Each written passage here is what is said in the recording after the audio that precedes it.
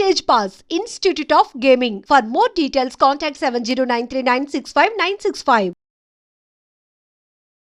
So ఈరోజు uric acid form అవ్వడం వల్ల మన బాడీలో ఎలాంటి మార్పులు జరుగుతాయి? గౌట్ అంటూ ఉంటారు కదా! మన కాలి బొటన వేలు దగ్గర వాపుగా రావడం, లేకపోతే స్వెల్లింగ్ రావడం ఇలాంటివన్నీ జరుగుతూ ఉంటాయి. మీరు కూడా ఇష్యూస్ ఎప్పుడైనా ఫేస్ చేశారా? సో ఫేస్ చేసి ఉన్నా, లేకపోతే ఇప్పుడు ఎవరైనా ఫేస్ చేస్తున్నా కానీ మన ఆయుర్వేదంలో ఎలాంటి చిట్కాలున్నాయి? దాని నుంచి ఎలా బయటపడాలి తెలుసుకుందాం.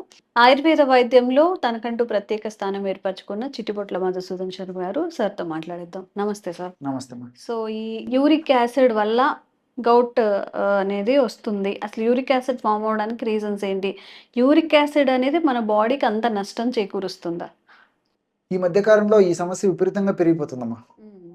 అంటే మన బ్లడ్‌లో యూరిక్ యాసిడ్ లెవెల్స్ విపరీతంగా పెరిగిపోవడం చేత కొంతమందికి ఈ కీళ్ళ నొప్పులు, ఈ మోకాళ్ళ నొప్పులు ఈ సమస్య కలుగుతుంది. హ్మ్. అదేవిధంగా కొంతమందిలో స్టోన్స్ సమస్య అమ్మా. కిడ్నీ స్టోన్స్ అంటారు కదమ్మా! కిడ్నీ స్టోన్స్ కూడా యూరిక్ యాసిడ్ వల్ల కలిగేటువంటి పరిస్థితి ఏర్పడుతూ ఉంటుంది. యాక్చువల్‌గా ఈ యొక్క శరీరంలో బై ప్రొడక్ట్స్‌లో భాగంగా యూరిక్ యాసిడ్ కూడా అందరిలో ఉత్పత్తి అవుతుంటుందమ్మా.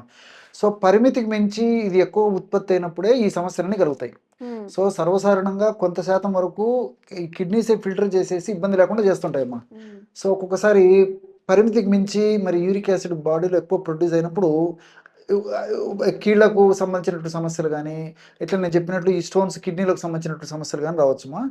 సో, దీనికి కారణం ఏంటంటే ఎక్కువగా ప్రోటీన్ ఫుడ్ తీసుకోవడమా.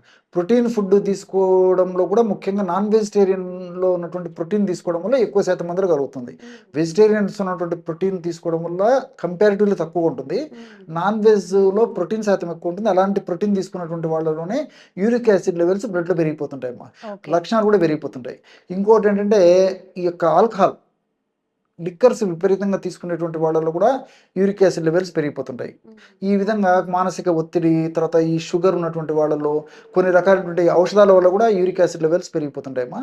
ఈ విధంగా రకరకాలైన కారణాల వల్ల యూరిక్ యాసిడ్ లెవెల్స్ పెరిగిపోతుంటాయి. సో, పరీక్ష చేయించుకున్నప్పుడు మనకు స్పష్టంగా తెలుస్తుంది. హ్మ్. యూరిక్ యాసిడ్స్ పెరగడం వల్ల ఈ లక్షణం, ఈ యొక్క సమస్య కలిగిందని చెప్పేసి. ఓకే. మరి ఈ యొక్క యూరిక్ యాసిడ్ లెవెల్స్‌ను తగ్గించుకొని, ఆ సమస్య నుంచి బయటపడాలంటే, అంటే కీళ్ళ నొప్పుల సమస్య గానీ, లేకపోతే కొంతమందికి యూరిక్ యాసిడ్ లెవెల్స్ బాగా పెరిగిపోయినప్పుడు ప్రథమ దశలో ఈ బొటనవేలు మొదట వాచేస్తదమ్మా. వాపొచ్చేస్తది. హ్మ్. అంటే రాత్రిపూట హ్యాపీగా భోంచేస్తారు. కుటుంబ సభ్యులతో బాగా వ్యాపకంగా టైమ్ పాస్ చేసుకుంటారు. ఉదయం లేచేసరికి బొటనవేలు భాగం, కుడి బొటన వేలు గానీ, ఎడమ బొటన వేలు గానీ, మోకాలు కాలుదమ్మా. హ్మ్. కాలు యొక్క కుడి బొటన వేళ్ళు గానీ, ఎడమ బొటన వేళ్ళు గానీ విపరీతంగా వాచేసి ఎర్రగా తయారైపోయి మంట, పోటు, సలుపు అసౌకర్యం కలుగుతాయమ్మా. హ్మ్. ఉదయం పూట అడుగేయాలన్నా ఇబ్బంది పడతాడన్నమాట. అంత పోటుంటుంది. హ్మ్. సో, కొంతమందిలో అట్లొస్తుంది. కొంతమందిలో మాత్రం అట్లా కూడా రాదమ్మా. హ్మ్. సో, కీళ్ళ నొప్పుల రూపంలోనో, మరొక రూపంలోనో ప్రత్యక్షమవుతుంది. ఎక్కువ ఓకే. శాతం మందిలో మాత్రం ఇట్లే వస్తుంటుందమ్మా. హ్మ్. సో, దీనికి మంచి రెమెడీ ఉందమ్మా.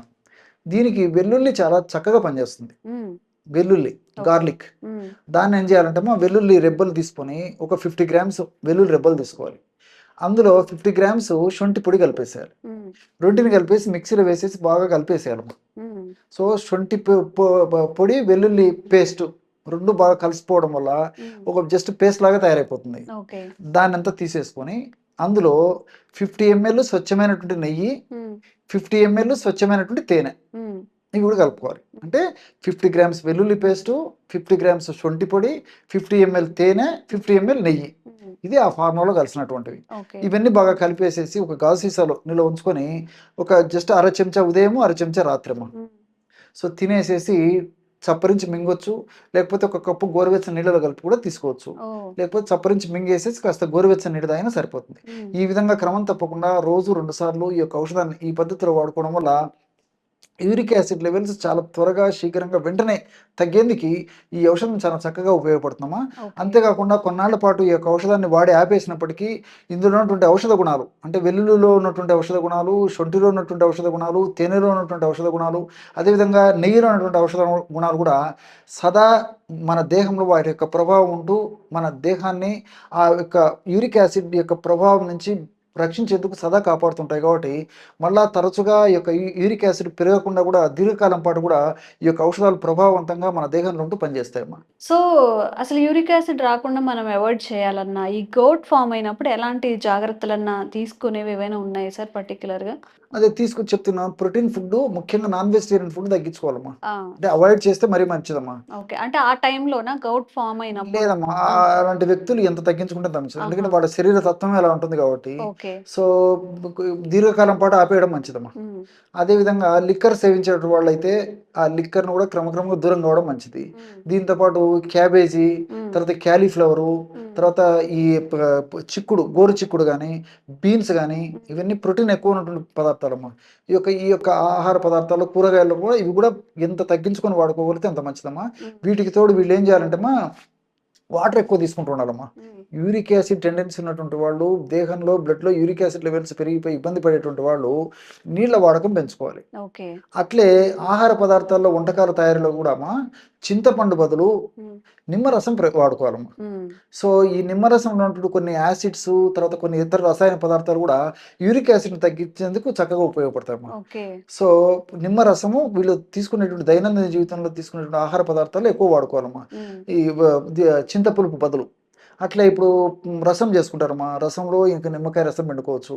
అదేవిధంగా పప్పు ఇలాంటివి చేసుకున్నప్పుడు కూడా నిమ్మరసం పిండుకోవచ్చు. లేకపోతే ఈ మజ్జిగ ఇవి తాగినప్పుడు కూడా కాస్త నిమ్మరసం పిండుకొని తాగొచ్చు. హ్మ్. ఇలాగా నిమ్మరసము వాడుక ఎక్కువ చేసుకోవడం వల్ల కూడా ఈ యొక్క యూరిక్ యాసిడ్ సమస్య ఉన్నటువంటి వాళ్ళకు చాలా మేలు జరుగుతుంది.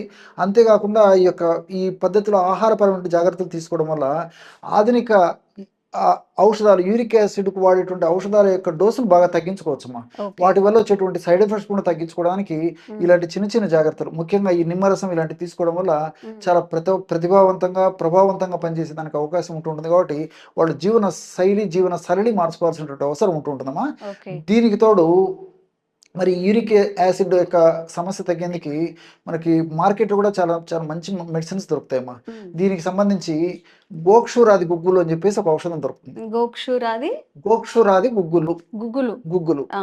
గుగ్గులు అనేది ఒక మెడిసినల్ ప్లాంట్ అమ్మా. హుహు. దాని పేరు గుగ్గులు. హ్మ్. గోక్షూరాది గుగ్గులు. ఓకే.